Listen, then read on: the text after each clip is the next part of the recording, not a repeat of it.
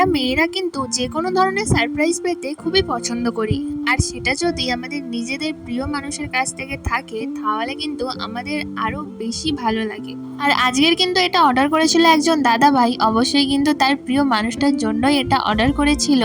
আর দাদাভাই কিন্তু যখন অর্ডারের জন্য আমাকে মেসেজটা করেছিল তখন আমাকে বলে দিয়েছিল যে আমার বাড়ি কিন্তু তোমাদের ওখানে, কিন্তু আমি যেহেতু কাজের সূত্রে এখন বাইরে থাকি তাই আমি কিন্তু একবার করেই ওখানে যাই। এবারেও কিন্তু আমি বাড়ি ফিরবো, তাই তুমি আমার প্রিয় মানুষটার জন্য কিন্তু অবশ্যই এই ঝুমকাটা কাস্টমাইজ করে রেখো। আর দাদাভাই কিন্তু পুরো কাস্টমাইজটাই নিজের মনের মতন চুজ করে দিয়েছিল, ঝুমকা থেকে শুরু করে ফ্লাওয়ারের কালার সব কিছুই।